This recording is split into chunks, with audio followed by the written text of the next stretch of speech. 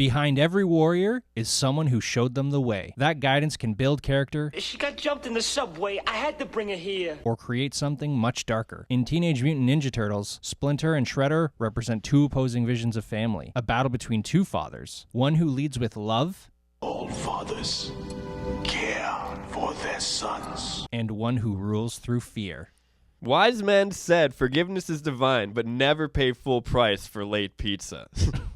So between Splinter and Shredder, each of them lead a group of young warriors, the Turtles and the Foot Clan, but their methods and philosophies are fundamentally opposed. Listen, also, quality over quantity. It's cool to have a bunch of, like, really cool foot soldiers, but at the same time, 4 really, really good ones. Have you ever seen the movie 300? Rest my case. These Foot Clan members do not have the inner strength that 4 strong turtles have. But in the beginning of the movie, we do see that the Foot Clan are superior to the Turtles. We see that the Turtles and the Foot Clan both utilize the shadows. The Turtles use it as a means of hiding, like, who they are from the world.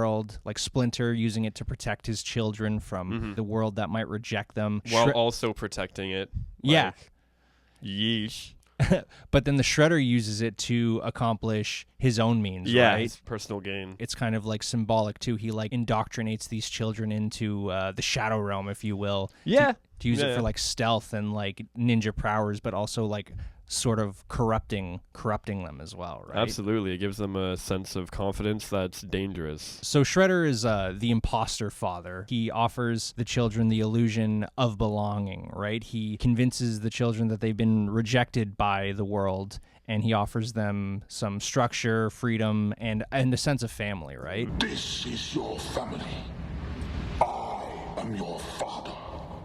Very manipulative, and he gives the quick satisfaction. When you're that age, you're not really thinking long term. You're kind of thinking of like how you're feeling right now. Shredder's able to like completely brainwash them through like material possessions, and because of that, they're just like more apt to listen to what he says. Shredder delivers on that instant gratification. Dude. Like that Foot Clan lair is a teenager's dream. This set the standard for what cool was in the 90s. You know what I mean? I didn't even realize until we watched it that shit was on an island. Like it was on just like one of the many islands in New York, I guess. Like I guess there's more than the ones I know about. And it's just like this abandoned warehouse, and it's just like no man's land. It's incredible, and it really just set the standard and the tone for what the rest of the movie was going to go for. Yeah, it's like a seductive escape from the outside world. Absolutely. If you grew up in the 90s and saw this movie and did not want to go to that place, there was something wrong with you. So not only does he reward with instant gratification, but he rewards loyalty and skill as well. You promote Danny during the film. You see Danny's like kind of progression. He pleases Shredder, and then Shredder gives him the dragon dojo. It's kind of like an instant gratification thing for Shredder too. Like it's only because he's handy now. You can obviously tell that it's just as long as this guy keeps on giving me like intel, then I'm going to keep him close by. And then once he's of no use to me, I'm going to dispose of him, as people that wear knives and spikes on your shoulders and head do. He's very materialistic. He rewards his foot soldiers with video games, skateboard ramps, and junk food, bass guitars with mohawks, and you know, the list goes on. But in that vein of materialism, right? Like he treats them like tools, right? When they work, he likes having them around. He praises them, but when they stop working, they become useless to him, and he casts them away, right? So they're also victims of abuse when superior figures have tantrums and things don't go their way. Well, yeah, so that's a part of like how he rules through fear as well. He says in the movie, you are my family and I am your father, but he rules like a dictator, not a dad. You're here because the outside world has rejected you. You dick.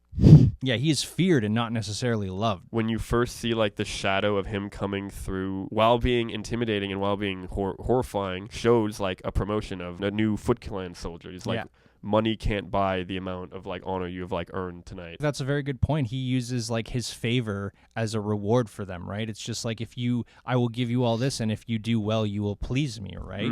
But it's like transactional, right? Yeah. Victory through loss, and he has obedience through fear as well, right? Absolutely. This is also a part of his manipulation and control. He's indoctrinated these kids by making them believe that he is their father and that the world has rejected them, so he exploits their sort of dejected nature, right? Uses that anger, teen angst, my favorite, and you use it against a society that has very clearly rejected you. He uses it to mold soldiers and not sons. Yeah, Iwoku Saki is a huge piece of shit.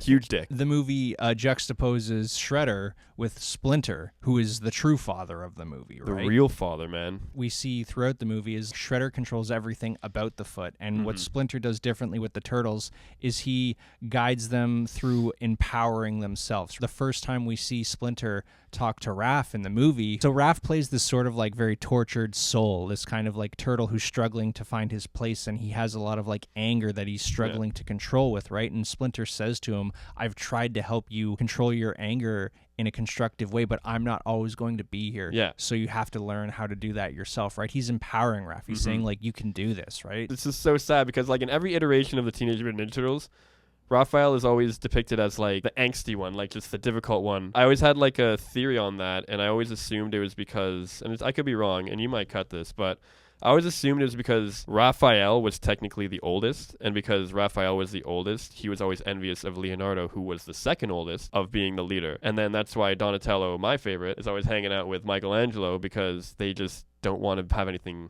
to do with it. I mean, I definitely think their dynamic sets it up as Leo and Raph being the two older, more mature turtles. Always, yeah. Splinter is also a spiritual anchor for the turtles, too, as we see in the movie. As much as he's trying to guide them and empower them to grow on their own, they do rely on him, and when he is taken away by the foot is when the turtles like start to fragment. They like turn to April O'Neil for shelter. Raph goes off on his own and is immediately attacked by the foot. Just jumps. Yeah, and then the foot attack the turtles, and this is where we see how Shredder's brutal, materialistic approach might be good in the short term, making the foot soldiers better ninjas than the turtles are at this point in the movie. Oh, yeah. Majority of the movie, they're not good. Like, majority of the movie, our boys are losing. Raph gets the shell kicked out of him.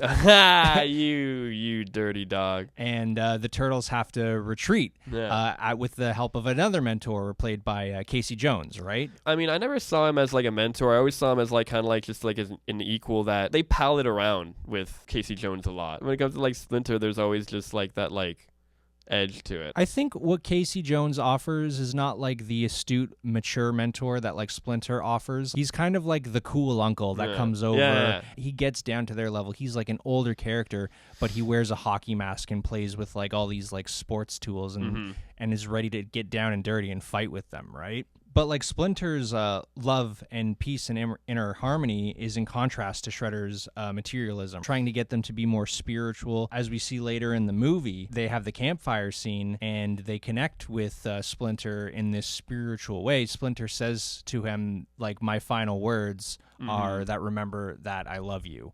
Their ability to connect with Splinter spiritually signifies growth over the course of the movie, how they were disjointed and then they were defeated by the foot and they kind of saw what they were losing when they thought Raph was hurt and not going to make it. Especially Leo. So when Raph wakes up, they're united again. They knew what they had to lose, so now they know what they have to do to defend it as well, right? They need to work together. Absolutely. As like a team. It transforms the turtles not just in body, but in mind and spirit, enabling them to defeat the foot. And that's what happens. They come back to the city and they start kicking butt. Oh, they just start winning. Like, it's the coolest thing when they start to come out of their shell, I guess. It was so hype to just watch that. These are such hype-ass choreographed fight scenes. It's definitely shot with like a bit more of a kung fu style where you actually do see a lot of like punches connect and it's not just these cuts when people get hit. I think the final fight with Shredder is, you brought this up when we were watching it.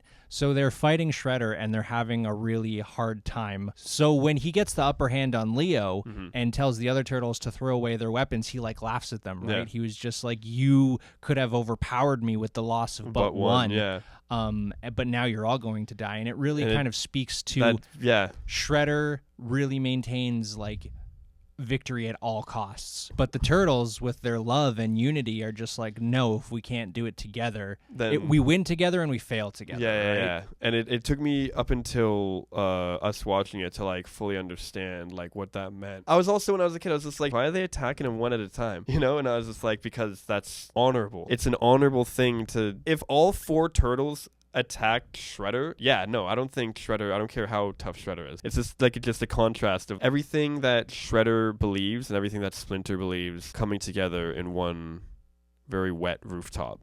So the final confrontation between like Splinter and Shredder culminates all these scenes in the movie where Splinter is so talking hype to Danny, Yeah. and like Danny is talking about like how his father doesn't love him, but then Splinter says like all fathers care for their sons. Exactly, right? And throughout the course of the movie, Danny hears Splinter say that, and then he watches and sees how Shredder doesn't actually care for his sons. He watches Shredder like burn down April O'Neil's place. April was the only person who was ever nice to him. He watches Tatsu and Shredder beat the shit out of the foot soldiers after for failing. Exactly, right? And then he takes the symbol, the whatever they call it, the dragon symbol. The dragon symbol, and he just throws it on the ground. And of course, our boy Shredder's right there. Yeah, but then we also see too how Danny has betrayed the Turtles and betrayed April, but they're willing to forgive him, right, and accept him back into their family with like love and forgiveness, right? Absolutely. So when we see Splinter and Shredder like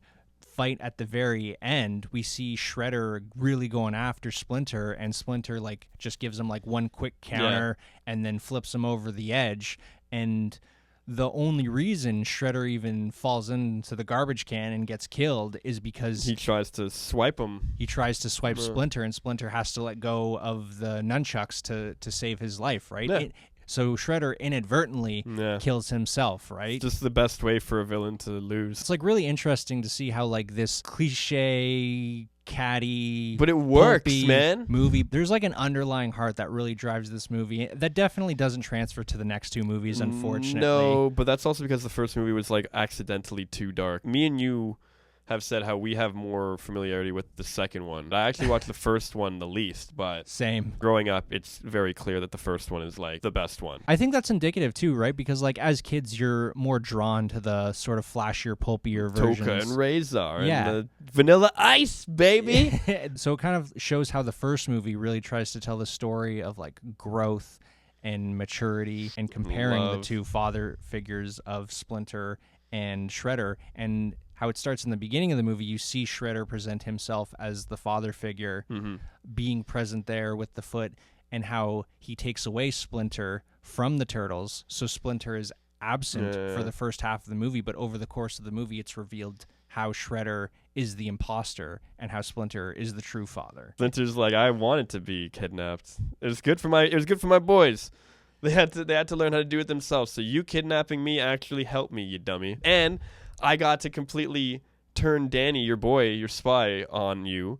And also Sam Rockwell doesn't end up being a bad guy in the end. He just gives up the entire place. Well, yeah, in the end, Casey Jones kind of takes that like cool uncle role of like showing the Foot Clan like this is your family. Like Casey Jones goes up to Sam Rockwell and he's just like, you could be me one day if you just get your stuff together. And he's just like, regular or mental. Well, let us know what you thought. Do you agree with us? Do you think Shredder is the imposter? And do you think that Splinter is the imposter and that Shredder was actually a good father? I mean, that's what a silly question. I mean, it might. But let us know what you liked about this movie. Let us know what you think about our arguments and our thoughts. And do you agree? Do you disagree? Which one's your favorite turtle? Mine's Donatello. What's your favorite turtle? Yeah, what's your favorite Ninja Turtles? Mine's Leonardo. I'm kind of vanilla. Yeah, you're what is that? The main character energy or whatever. It was the dual swords. Yeah. That's the just most OP weapons ever. So cool. Yeah, that's all right.